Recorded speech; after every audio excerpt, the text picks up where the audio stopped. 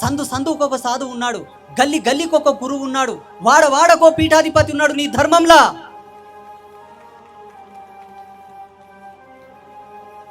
ఒకటా